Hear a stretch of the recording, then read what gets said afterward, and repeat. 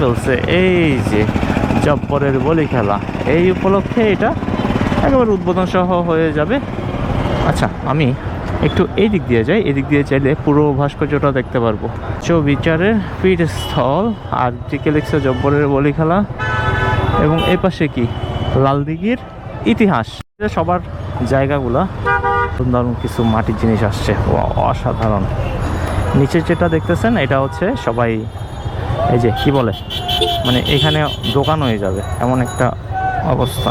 আরে আপু ভিডিও করতেছে, যার কারণে সাইড দিতে পারতেছে না আর কি। জব্বরের বলি খেলায় সবাই স্বাগত। মাসি লালদিঘির পার সংলগ্ন এখানে বেতের জিনিসগুলো বেশি উঠছে, এবং যেখানে বলি খেলা অনুষ্ঠিত হয় সেটা হচ্ছে সামনে লালদিঘির ময়দান, এবং বাম পাশে বলি খেলা অনুষ্ঠিত হয় এই মাঠে। আর আজকে থেকে তো জ্যাম হয়ে গেছে, আগামীকাল এবং পরশু দিন 2 দিন 24-25 2 দিন বলি খেলা চলবে। মূল বলি খেলা সম্ভবত আগামীকাল এই যে মাঠে, এই মাঠে হচ্ছে গিয়া বলি খেলা অনুষ্ঠিত হয়। ও ওয়াও, যেটা দারুণ, আমি সোশ্যাল মিডিয়ায় যেটা দেখছিলাম সেটা তো এইখানে একটা ভাস্কর্য অলরেডি করে ফেলছে, এই যে জব্বরের বলি খেলা, এই উপলক্ষে এটা একেবারে উদ্বোধন সহ হয়ে যাবে। আচ্ছা, আমি একটু এই দিক দিয়ে যাই, এদিক দিয়ে চাইলে পুরো ভাস্কর্যটা দেখতে পারবো।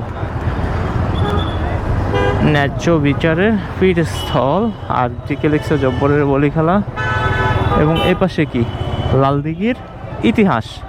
3 দিকে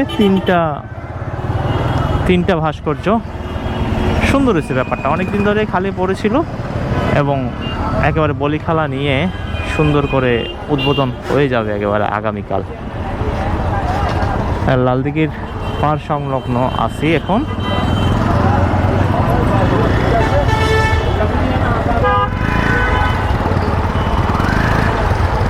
আর এই জায়গাটাতে সম্ভবত মেয়েদের অর্নামেন্টস এই টাইপের আইটেমগুলো উঠে, অর্থাৎ মসজিদের সামনে সেই আইটেমগুলো উঠে। ওইদিকে হচ্ছে বেতের জেল রোডের ওইদিকে, এবং আমি এখন যেদিকে যাব কেসিদিয়া রোড ওইদিকে, ওইদিক দিয়ে উঠে বেশিরভাগ মাটির জিনিসগুলো। তো চলেন ওইদিকে যাই।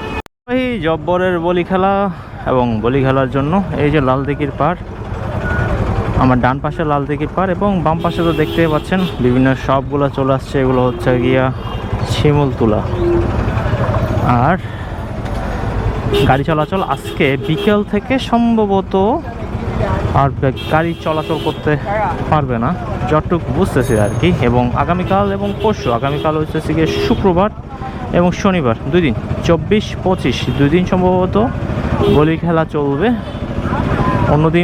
অন্যান্যবার সময়টা একটু বেশি থাকে, 3 দিন বা 4 দিন। গত বছর সম্ভবত 2 দিন ধার্য করছিল, আর এবার হচ্ছে এসএসসি পরীক্ষার জন্য 2 দিন ধার্য করা হয়েছে।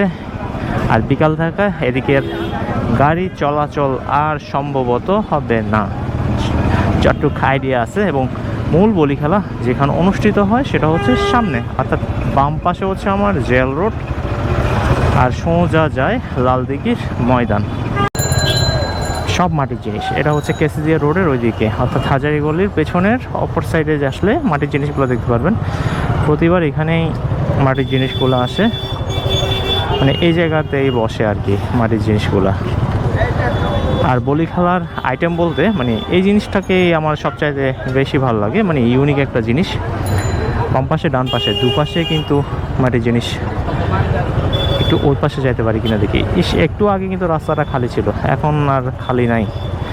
খালি থাকলে দেখাতে পারতাম। আচ্ছা, ওইদিকে যাই। এই তো এই পাশে খালি আছে, এই যে এই আইটেমগুলো নিতে পারেন, খুবই ইউনিক। সিনেমা হলের সামনে এখানেও মাটির জিনিসগুলো, ব্যাংক টপ এই টাইপের জিনিসগুলো আর কি। আমি এখন কেসিদিয়া রোড হয়ে চলে যাব,